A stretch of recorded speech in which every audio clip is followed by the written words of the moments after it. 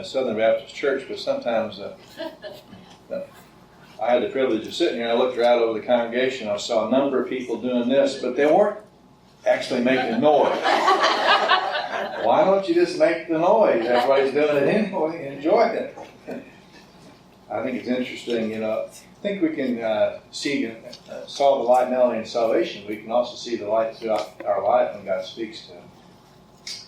You remember we've been going through the series on David, and we have looked at different aspects. It's actually the 8th or 9th part of the series we've been doing on David. If you remember 2 weeks ago, we looked at basically God's work, God's way, and we were talking about waiting on God. And if you remember, when we were waiting on God, David was having to wait twice when Saul was coming after him and chasing. He's waiting on God, and he wouldn't take him out because it was God's job to take Saul out and put David in when he so chose. But what I think happens for a lot of times, there comes a time in our life when there's other things that will get us upset. And so I think Satan will do different things that will bring along. There's different ones that for one person, they can handle one part, but for something else. So Satan kind of goes around and kind of figures out what gets it, and when tries to probe us to then change that way. And I think it's important. So today I think you're going to find out some things about David when he talks about to do God's work. I think a lot of times we work, we don't realize we need to let God pay us. A lot of times we're doing the work and we think people should be paying us, and rightfully they should. But when, according to Colossians, you do your work heartily as unto what? The Lord. And there's times when you're doing the work and people don't pay as they should. And then you have to allow God to pay. Also, I think, how would you define the word love? We're told to love, right? 1 John, don't love in word, but love in deed. And so how do you define the word love? I think it's an interesting, I got a definition that was given to me 45 years ago. Basically, to do what's best for another person with no thought of return. What usually happens, we do something for somebody, but then what happens? We expect a return. Today, you're going to find someone doing something for people with no thought of return. Great display of love. I think it's interesting, too. I think also when you look about how many of us want to wait on God. So in this today, you'll find somebody waiting on God, somebody working for God, and somebody also then loving as God would. So let's look in our Bible to 1 Samuel 25. You know the story very, very well, but I think it speaks very well of what's taking place. You have the work of David. You remember Saul is in between 24 and 26 when Saul is chasing David, and so the setting is in verse 1. Samuel, obviously the great spiritual leader, has died, and Israel mourns him, and David arose and he goes to the wilderness of Paran, which would be south of Hebron, and he's down there. So now he has to work. And what happens, you had gentlemen's agreements. There was no written law, but you either had an employee or an employer, and people that were shepherds were usually working for a wealthy individual. And they'd have people that would help protect the sheep. And there's a gentleman's agreement that when you're helping to protect the sheep, that at shearing time, you would then get paid. Now, it wasn't any written law, but it was an understanding. Now, again, when you think about it, remember, David could turn it over to God when it came to Saul. But notice what was David's, he grew up being what? A shepherd. So now he's getting to a place where he knows they ought to be paid in his time. So this is something that's going to get to him. So let's look at it and see the service from verse 2 down to verse 7. You'll find there's a man in Nahon whose business was in Carmel. It's a mile away. So he lived in one location, but his business was in another. He was very rich. Interesting, the word there for rich, and actually in the Hebrew, is heavy. In other words, he's very heavy, he's loaded. That might be a way of putting it. Okay, and it even tells you 3,000 sheep and 1,000 goats. So obviously you think how much pasture that would take and how many shepherds that would take to do that. So then when it comes time for shearing, and remember this would be when David's past and he's growing up, as well as the time when the people that helped protect and everyone would get paid.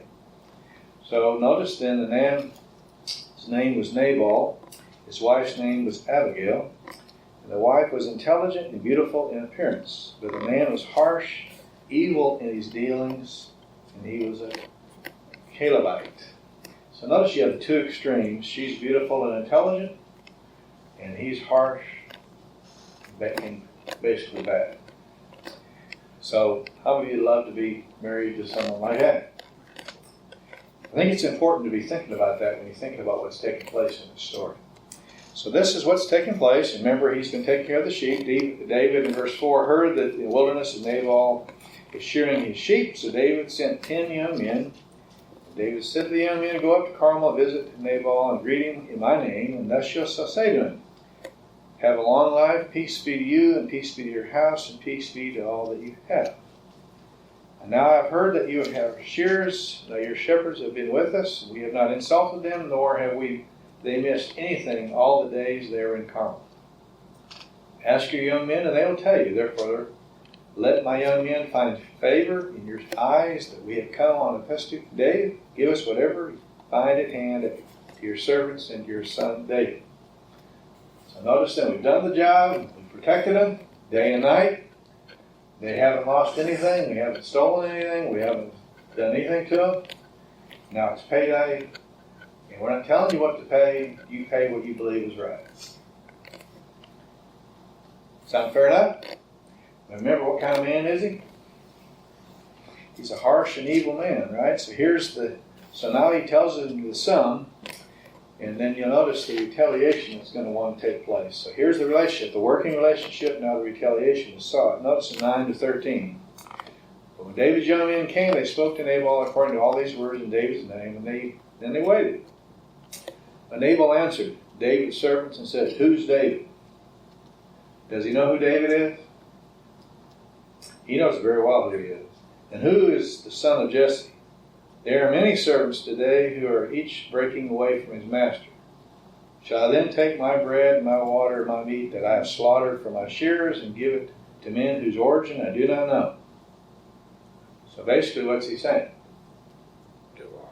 I don't know who you are. I could care less who you are, and I'm not paying you for your services. Okay, now remember when with Saul, David was able to turn it over to the Lord. And notice now this time, David is, part of it probably from his sheep background, and it's payday, and we have worked, and my men have worked, and you owe it to us. So notice then in 12, they retrace their words, and they tell that to David in 12. Notice in 13, David prays about it, and he thinks about what to do, right? Notice in 13, David said to his men, "Each of you gird on his sword." So each man girded on his sword, and David also. 400 men went up behind David, while 200 stayed with the baggage. And then if you jump down to 21 and 22, what are they planning on doing? David said, "Surely in vain I have guarded all that this man has in the wilderness, so that nothing was missing of all that belonged to him. And if he turned me evil for good, may God do so to enemies of David, and more also, if by morning I leave as much as one male of any who belong to him." So David is mad, he didn't get paid, and he's going to, he needs 400 men. You can remember what kind of men. Remember his mighty men? We're talking about some warriors here, and they're going to come. Notice anyone. So notice in it, is there going to be servants of Nabal that are going to be killed? There's going to be every male that belongs in association with Nabal is going to be killed. Everyone. So he's taking matters. He didn't pray about it. He's mad, and he's going to. How many of us have ever been able to handle one situation real well over and over again, and something else happens, and we are mad, and we're ready to take it with word and deed, right? And here he's coming. He immediately gets them, and they're coming their way. Now think about it. Who do you desire to get even with? Any of you have anybody you want to get even with? Or more than one? How do you plan on doing it? I worked with some different individuals, and they have been planning their revenge for a long time. And usually the person, quite often anyway, person who did the offense doesn't even remember it that many years later. But think about it. Can that happen to believers? It can happen to non-believers as well as believers. We can be yes for one thing and handle it well. This time David doesn't handle it well. He's not planning to. I think a lot of it has to do, he saw God in one part, but he doesn't see God in the other part. So notice that was the work of David. He does the work, and his men do it well. Now if you're Abigail, what are you going to do? What kind of man are you married to? Pretty bad guy, isn't he? David's coming. Are you going to get involved or just say, hey, he didn't my fight, he's the one that started it. Good riddance, right? So let's look at it, think about the work of it. Notice the revelation of 14 down to 17. One of the young men told Abigail, Nabal's wife, which by the way, would he be killed? Yes. Yes. Behold, David had sent messengers from the wilderness to greet our master, and he scorned them. The word there for scorn is actually an interesting word. It means to yell at him. So here David greets him properly and does all this in respect and master, and we just want to get paid, and he's over there yelling at him. Yet the men were very good to us. We were not insulted, nor did we miss anything as long as we went about with them while we were in the fields. So notice then by experience, when they were near David's men, what happened? Whenever they would leave or go away from them, what happened? They'd lose something. People would come in and steal stuff, or animals, people, whatever. They were a wall to us both by day and by night. If that's the case, does that mean David's men, some of them were up at night? Think about it. Patrolling day and night, protecting those sheep. Very, very, and the people, which would be very sensitive to David's heart. And notice then it says, all the time we were with them tending the sheep. Now therefore know and consider what you should do. I'd like it being put on you now, Abigail. For evil is plotted against our master, against all his household. He is such a worthless man that no one can speak to him. Well, wouldn't you love to be in her place? Okay? But if she says nothing, what happens? Does she get rid of him? But are innocent people going to die as well? So you think about it, when she's faced up against the work of David, he did his part. Now notice the work of Abigail. She hears about it.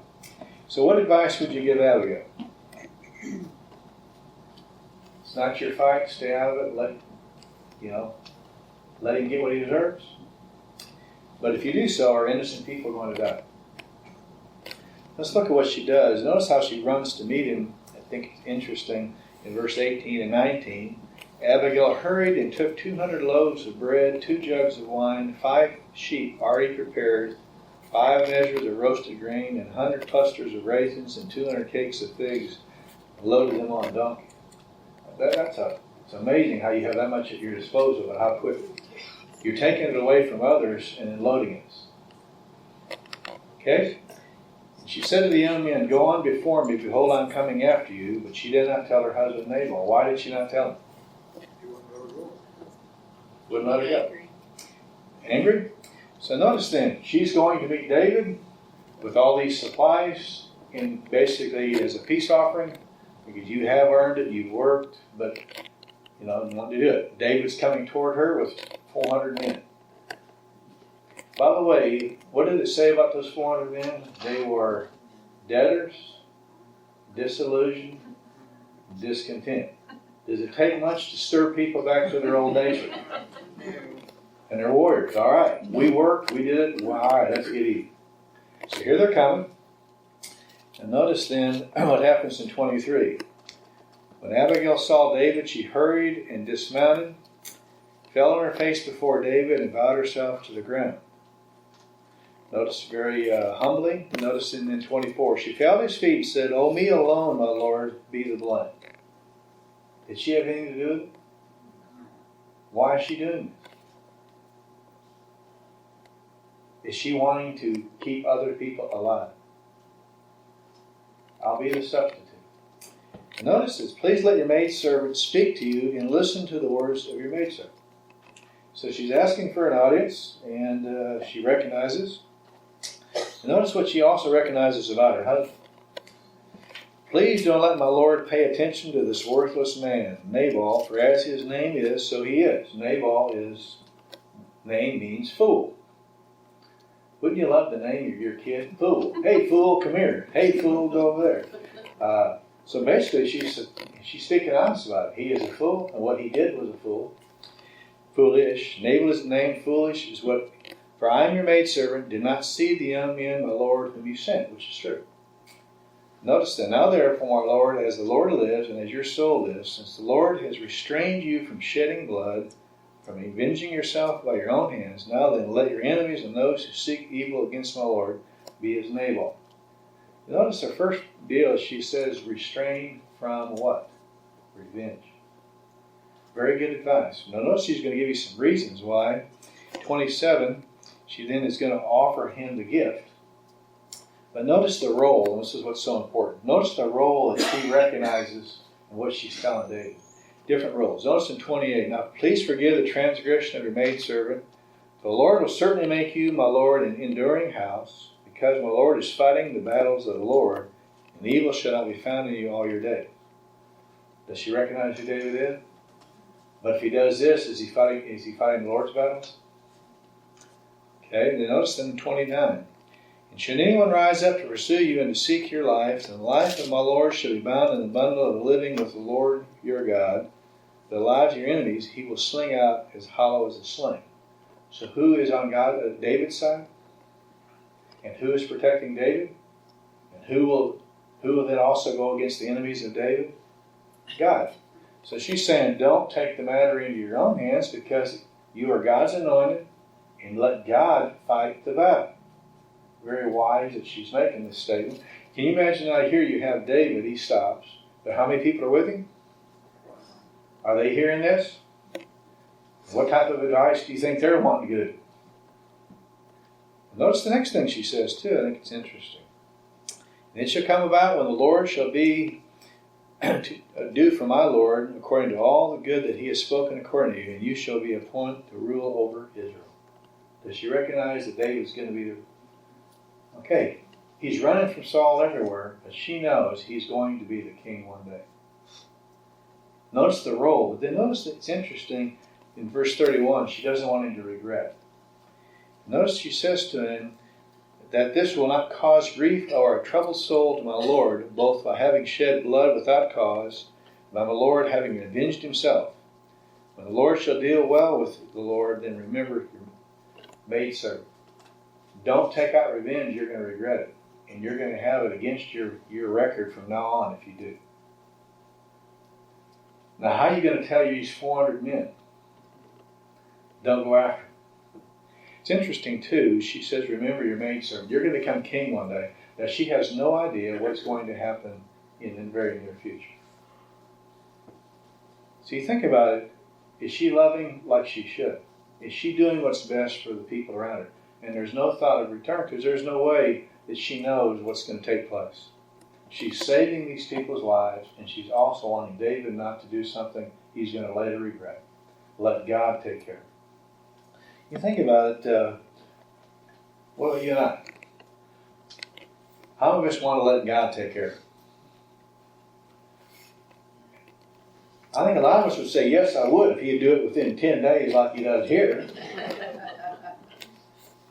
But for so often, it is eternity before he takes care of something. But God does keep record, and he does make it. So think about it here, the work of Abigail. She asked that reminder, so that it's interesting. Then notice how David received it. I think it's interesting how he receives it. When you look at it in verse 32, blessed be the Lord God of Israel who sent you this day to me. He recognizes her advice is coming from her. How many times when people come talk to us, other human beings, do we ever stop and think God is speaking through them? Isn't that what he just told her? God just spoke through you. Notice the second thing. Notice the significance that you have. It's interesting that you have. Blessed be your discernment, and blessed be you who have kept me this day from bloodshed, from avenging myself by my own hands. Nevertheless, the Lord God of Israel lives, who has restrained me from harming you, unless you had come quickly to meet me. Surely there would not have been left to Nabal until morning. light as much as one male. How many people did she just save? I mean, you think about the number of people. Ever stop, you think, well, I just have one voice. What can I do? Well, she did a lot. How do you know what you and I can do if we just do what's right and speak what God wants us to speak? I think it's interesting. Am I willing to listen to others? How many of us are willing to listen to others when our mind's made up? How many of you ever had don't give me the facts, my mind is what? Made up. I think it's interesting how much they're willing to and how many of us are willing to be used by God and to get involved and give advice. Notice in the work of God that then takes place, the Revelations in 36 and first part of 37, Abigail comes to Nabal, and behold, he was holding a feast in his house, like the feast of a king, and Nabal's heart was merry within him, for he was very drunk. So she didn't tell him anything until morning. She told him now what he remembered. Yeah. She waits until it wears off and he's sober the next morning. And notice what it says in 37. When it came about morning, when the wine had gone away out of Nabal, that his wife told him these things. He then realizes how close he was to death, and notice then what happens. His heart died within him so that he became as a stone, had a heart attack or a stroke. And then notice in 38, 10 days later it happened, the Lord struck Nabal, and he died. Did he get what he deserved? But did David give it to him? No. I think it's important to let God do it. And notice that when David goes into being a king, he doesn't have the innocent bloodshed on his hands that he would have had before. And he wouldn't have had the guilt. Remember, he had the guilt for just cutting off part of the robe. And rightfully so. How would you like the guilt of this? But again, she got involved. So she had the work of David, you had the work of Abigail, and you have the work of God. He had to wait for God. Didn't know it would be this quick. But he had to do his work heartily unto the Lord, and she had a work to do too. And she took it. Am I willing to let God handle it? How many of you are saved? How many of you have ever been like me? You give God the parameters. This is what you're to do. This is when you're to do it. And how you're to do it. Don't deviate, right? I think it happens a lot. Notice then you have a wedding that takes place in 39, and David heard that Nabal was dead. He said, "Blessed be the Lord who has pleaded the cause of my reproach from the hands of Nabal and has kept back his servant from evil. The Lord has returned the evildoer of Nabal and his own head." And David sent a proposal to Abigail taking his wife. Notice when Abigail did the right thing, she had no thought of this ever happening. When David came, he had no thought of this happening. I think it's interesting, and notice I think it's interesting how she responds when the servants come in 40 and ask her. Notice in 41, she arose and bowed with her face to the ground and said, "Behold, your maidservant is a maid to wash the feet of my Lord's servant." Now, where did she just come from? Did she just come from a lot of wealth? And she said, I'll do it. I'll even wash the servant's feet. That's an amazing statement when you stop and think about that. Now, it wouldn't be easy to understand. She immediately leaves, and she takes her attendants and goes. And when she goes to David, he already has one wife. The second one, remember, was taken from him and was given Saul did. But you think about it, where is David living? Wilderness. And he's running all over. Saul's trying to kill him. In the next chapter, Saul's after him. I mean, what kind of life are you leading if you're Abigail from one to another? You go in a couple of more chapters and you're going to find that she's living with the Philistines for 14 months. You go a couple more chapters and she's captured by the Amalekites. I mean, it's not easy. So I think it's important to recognize some different things. Let's just ask some questions. What and how can I do what's best for another person with no thought of return? Think about it this week. Who needs my help and how can I do it this week with no thought of return? What is it? There isn't a single one of us who cannot fill out that statement. There's something that we can do for somebody, say, do, whatever, but no thought of return. Who does God want us to do? What would happen if every week, every one of us did that? How many people would be affecting? Another one, am I willing to release revenge of whatever it might be and allow God to take care of it? You ever find people who are seeking revenge, how much of a smile is on their face?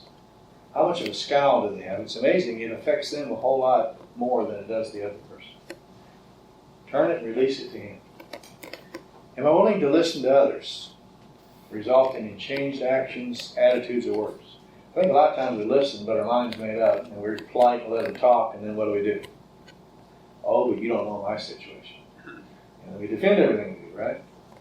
Listen and realize that may be God speaking. If we go against it, we're going against God. And then, am I willing to get involved and risk my life to help somebody else?